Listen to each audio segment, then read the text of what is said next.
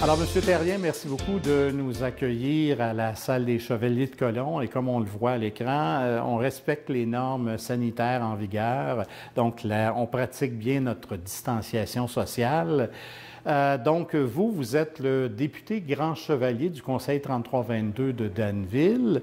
Le 4 décembre dernier, vous avez tenu votre deuxième souper pour emporter tout ça.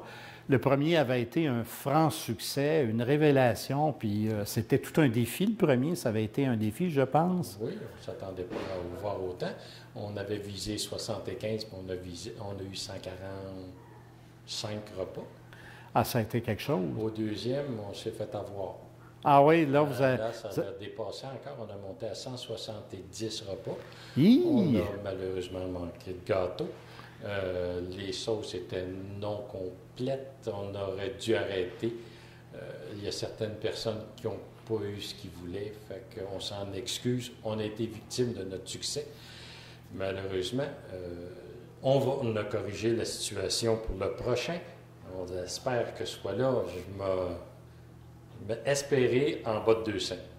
Parce qu'il faut dire que ces soupers-là, on le sait qu'avec la pandémie, les organismes sont en quelque sorte pénalisés, ne peuvent pas tenir d'activités d'autofinancement ou de levée de fonds. Il y a beaucoup de choses qui ont été arrêtées, tout ça. Mais comme un endroit comme les Chevaliers de Colomb à Danville, on sait que c'est un centre névralgique, j'oserais dire, parce que quand il y a une activité dans la communauté, bien souvent, ça se déroule ici. Et ces soupers-là aident aussi à l'autofinancement de l'organisme, qui est une œuvre de bienfaisance dans la communauté. C'est un des endroits bien fréquentés où on a besoin quand même de... Il y a certaines sommes d'argent qui sont récurrentes, dont les taxes, le chauffage, l'électricité. Donc, tous les propriétaires ou les organismes qui ont un local se doivent quand même aux mêmes frais. Et donc, il fallait trouver une façon pour financer ces dépenses. Donc, le souper spaghetti nous donne l'occasion de pouvoir payer nos frais, ce qu'on a douté pendant un bon bout de temps. Et c'est vrai que tous les organismes qui ont des salles et qui sont fermés sont en difficulté présentement. Et il faut venir en aide à ça. Exactement, exactement.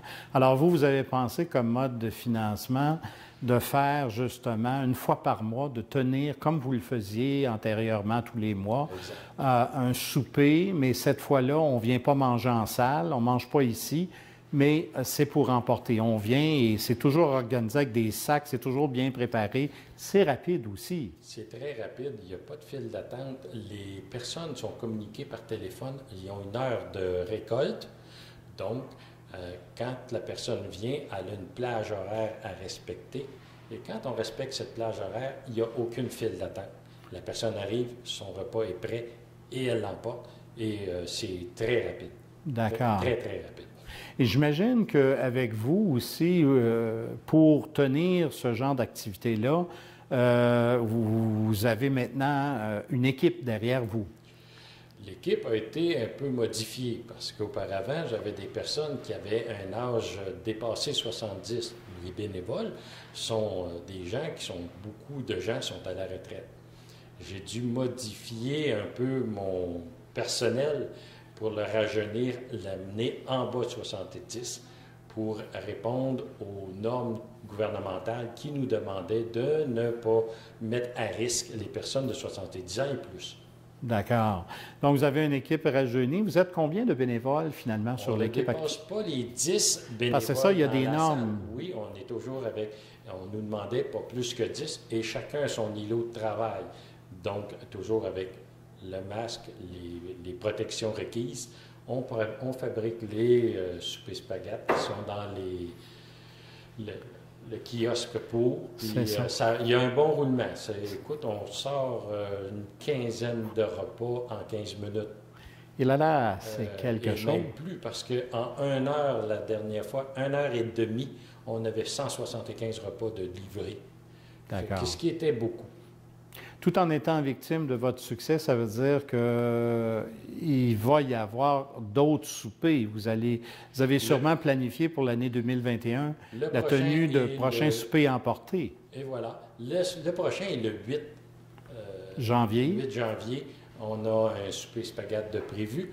On a fait sondage maison au dernier spaghette, savoir si les gens, vu que le gouvernement disait qu'il n'y avait pas de repas des fêtes, s'ils étaient intéressés. Et notre réponse a été plus que positive. Donc, il y a un souper spaghette le 8 janvier, vendredi, toujours aux mêmes heures. La même méthode de travail qu'avant. Vous devez signaler au local des Chevaliers de Colomb. On vous rappelle pour vous dire à quelle heure, puis remplir aussi quelle sorte de gâteau ou quelle sorte de pain à l'ail ou régulier. Donc, on prépare votre commande que vous arrivez, votre nom, tout est déjà à vous, c'est déjà prêt pour partir. D'accord. Et j'imagine que vous avez eu des bons commentaires avec les gens qui ont bénéficié du service ou qui ont décidé de venir chercher des repas à emporter. Vous avez sûrement eu d'excellents commentaires, des bons retours là-dessus. On a beaucoup de bons commentaires et la réponse est là. Si ce ne sera pas bon, je pense qu'on ne sera pas en augmentation, mais en diminution. Quoiqu'on a eu quelques difficultés au dernier, on s'est fait prendre. On va corriger la situation, mais on espère ce coup-ci avoir la quantité suffisante pour répondre à toute notre clientèle. On est content que de cette augmentation-là.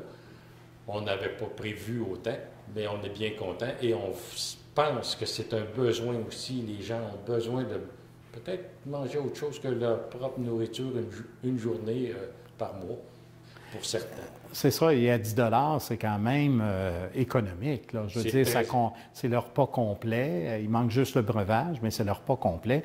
C'est quelque chose aussi là, qui est apprécié. Ça représente un spaghette, ça représente du pain à l'ail régulier et un gâteau. D'accord, c'est ce que vous offrez aux gens. Donc, on va vous souhaiter bon succès pour 2021 et on rappelle que c'est pour maintenir l'œuvre des Chevaliers à Danville, donc s'assurer que le local, on soit capable et en mesure de payer les dépenses occasionnées par ça. Mais tout au long de l'année aussi, les Chevaliers continuent d'aider. Parce que dans la communauté, il y a des besoins. Ça, c'est des choses qu'on ne voit pas, qu'on n'entend pas et qu'on ne sait pas. Mais tout au long de l'année, vous êtes sollicités pour aider des gens de la communauté. C'est le rôle des Chevaliers de Colomb de venir en aide à des personnes qui sont dans le besoin. On se donne comme mandat de pouvoir leur aider du mieux qu'on peut avec les effectifs qu'on a. Parce que présentement, notre membership est en diminution. Exact. On est à la recherche toujours de nouveaux membres. On ne sait jamais. C'est ça. Si jamais des gens à l'écoute qui seraient intéressés à devenir chevalier de Colomb, tout le monde peut. Alors, on communique avec les gens au numéro de la salle qui est à l'écran et on peut se joindre à l'équipe. Oui, ça peut se joindre à l'équipe ou au mouvement. Ça peut être un bénévolat d'1 heure, d'une demi-heure. Tout a été toujours accepté. Donc, mettre l'épaule à la roue, ça l'aide, toujours. Monsieur Terrien, c'est le temps qu'on avait pour cette entrevue-là. Merci beaucoup de ces précisions. Juste peut-être rapidement rappeler le prochain souper pour emporter. Le 8 janvier, à partir de 5 heures, on va commencer à faire du prêt à emporter pour un autre souper spaghetti. D'accord, donc de 17h à 18h30 ou autour de... Oui, ça peut aller jusqu'à 18h30. D'accord. Alors, merci beaucoup, M. Terrien. Merci.